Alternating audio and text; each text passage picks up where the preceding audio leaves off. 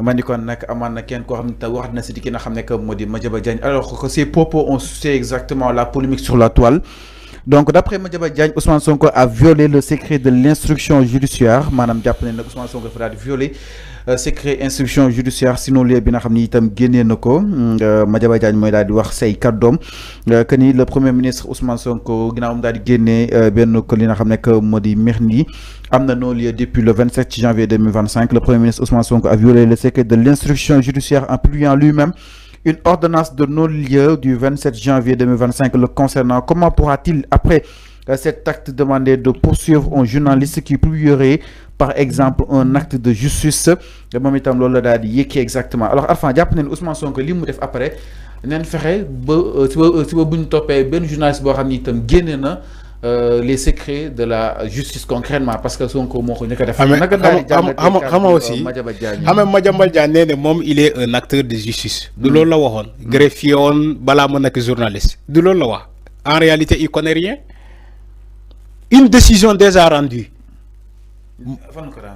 dama ne une ordonnance de non-lieu. Fallo. Ça se voit que Madiambal Diagne xamul dara en droit. Il connaît rien du droit. Une ordonnance de non-lieu, c'est une décision qui a déjà été rendue. On peut le partager. Maintenant, pourquoi on te dit que, oui, comment dire, je prends un exemple. Hein. On te dit, oui, Barthélémy Dias donne comme une liberté provisoire. C'est déjà une décision qui a été déjà rendue. Moi, je suis venu Barthélémy Dias, donne comme mettre sous liberté provisoire. Voilà, sous contrôle judiciaire. Voilà, sur une ordonnance de non-lieu. C'est une décision de justice qui a déjà été rendue. Amul secret d'instruction. Madiambal Diagne demal jangi wat droit. Amul droit. Amal lan moy secret de l'instruction. Un dossier qui n'a pas été encore et comment dire joxewuñu verdict bi. Un dossier qui est en cours. Buñu ubi information judiciaire. Ñu ne len vous êtes tenu par le secret de l'instruction. Moy manam bu len dem ci média di ko wax. Moi, c'est les avocats là. Parfois, on te dit que on nous a interdit de dire sur le fond du dossier. Mais dans la forme, on peut commenter la forme. Mais une ordonnance de non-lieu, c'est une décision qui a déjà été rendue. Tu peux la communiquer à tout le monde. Ousmane Sonko, le mot défini, défaut infraction. Parce que quand il y a une ordonnance de non-lieu, ça a déjà été rendu par le juge. Moi, madame, l'information est accessible. Et la presse, et tout le monde.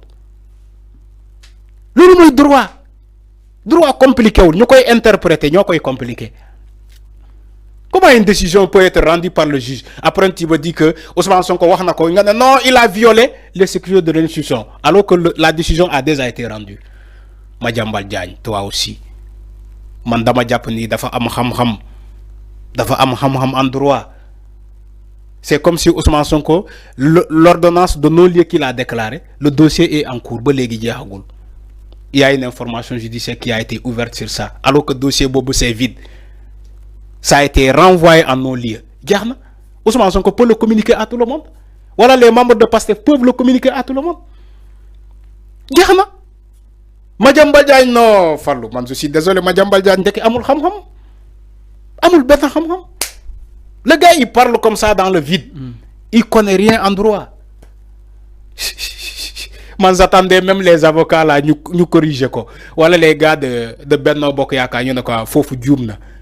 Une décision une ordonnance de non-lieu qui a été déjà dégagée par le juge. Ouais, l'information est accessible à tout le monde. Est-ce que acte de justice mérité pour maintenant tu veux être l'avocat du diable. Da nga bëgg jappalé Madiambal Diagne en sachant que dafa daanu. Même pas dañuy waxtaan. Est-ce que aussi waxtaan bi jeex na bu roubé débat bi yaa ngi xaabaabal rek. Est-ce que aussi am na yenn acte yoo xam ni war na war a mën a génn dans l'espace public c'est-à-dire si ay actes yu si léegi Madiambal Diagne moom mi ngi souligner que ni léegi naka la ñu daal di wala mën a woowee benn journaliste boo xam ni itam dafa génnee par exemple benn acte de justice concrètement. Madiambal Diagne ba muy toog Dakar di woote ay magistrat Ziguinchor di leen jox ay instructions ci seen métier. non yow yaa koy wax tey yow Fallou devant tous les Sénégalais nga ne non loolu amul. Fallou yow ñeme nga yàlla Fallou yow ñeme nga yàlla dëgg ma musuma xam ni que ni yow nii nga ñemee yàlla Madiambal Diagne toog Dakar ci le jugement de Ousmane Sonko par Sabassi Faye à Ziguinchor. Non non ma ne yow Fallou yow ñeme nga yàlla devant tout le monde nga ne non non loolu amul. juge yi suñu manqué ba si ba Madiambal Diagne di leen woo loolu peut-être ñoom la. yow ci en fait quoi Madiambal Diagne en tant que journaliste woo ay juge nee nañ pour ñu defee nii pour ñu defee ne la avant tamit. ñu déclarer le juge non compétent ci ay magistrat yu jàng seen métier ba sermoné. parce que nee dafa def ay. non man dama juge bi. loolu ça n'a rien à voir ak dem di fa woote.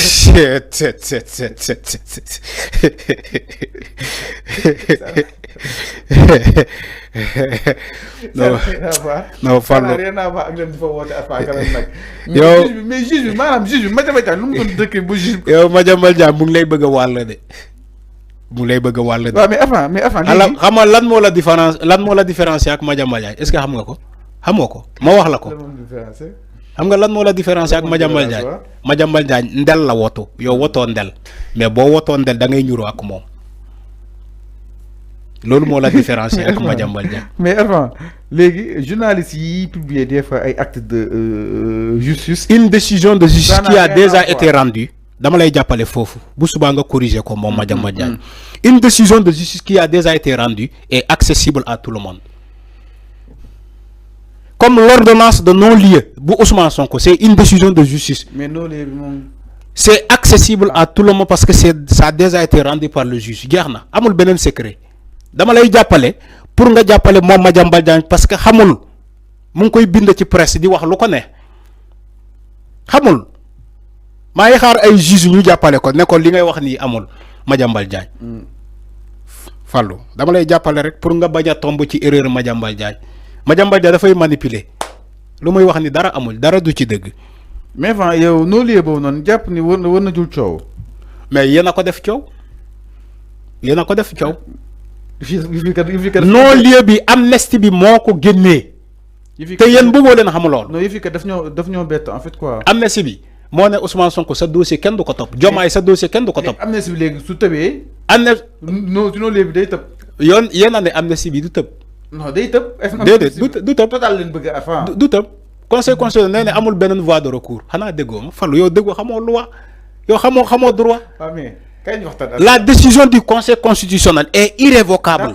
xanaa déggoo ma Fallou. waa jeex na. léegi li ma jaaxal mooy lu tax ñeen ñi am LP Sonko am si nos lieux. non tu as posé cette question hier. man j'étais répondu. pourquoi revenir sur cette question. non il faut arrêter. ñu jeexalee fa avant s'il te plaît. dama ne. képp ku def prison. ba loi d'amnistie bi ñoo effacé loolu. doo delluwaat prison. mais xanaa kay leer na. am. que ça soit nga am liberté provisoire LP bi ngay wax nii. lu Fallou déglu ma. Fallou il faut arrêter toi aussi dama ne bu fekkee da nga demoon kaso ci les manifestations politiques yi amoon fii ba lu Macky Sall voté loi d'amnistie am boo demee kaso ba ñu génnee la doo delluwaat kaso parce que malheureusement conseil constitutionnel joxe na décision am ba pare maintenant à moins que nga def ay délits de crime ay délits de sang ay actes de torture ay traitements inhumains boo ko defee c'est puni par la loi amnistie mënu ci dara xanaa kay loolu expliqué naa ko démb leer na léegi leer na ci yow nga bañ a manipuler di naan Karim Xurum Xaq nee ne non moom LP la am dama ne Karim Xurum Xaq bu amee LP ci beneen dossier na ko signaler mais bu fekkee liberté provisoire am boobu ci loi d'amnistie bi woom boobu effacé na kenn du delluwaat kaso que ça soit nga am ordonnance de non-lieu que ça soit nga am liberté provisoire ci jamono Macky Sall léegi loi bi daf ko effacé la décision est finale par le conseil constitutionnel léegi jeex na leer na mbaa leer na. jërëjëf. voilà nga bàyyi sa manipulation yi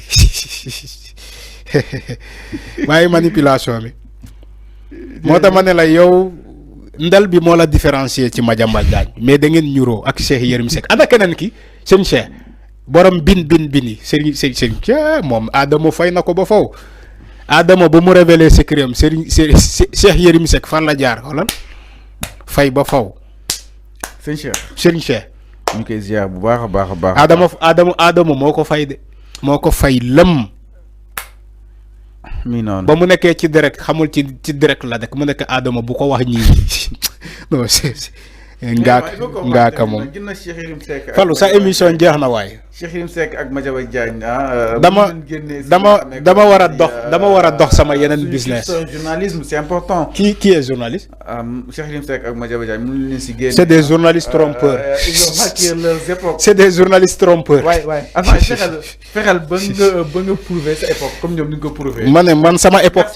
sama époque ci yàlla la nekk. nekkul ci nit sama époque ci yàlla la nekk. ñooñu c'est des journalistes trompeurs. alors di la jaajëfal Serigne Fallou jaajëfal sénégalais yi ñuy doon seetaan partout renouveler sama cofeel encore ci kilifa diine yi ak kilifa aada yi. waa Touba waa Medina Baye waa Tiwaawoon Serigne Moustapha Sy Serigne Mbaye Sy ñoom ñëpp maa ngi leen di nuyu waa Cambérène Yoff Layène donc Thiaw Laye maa ngi leen di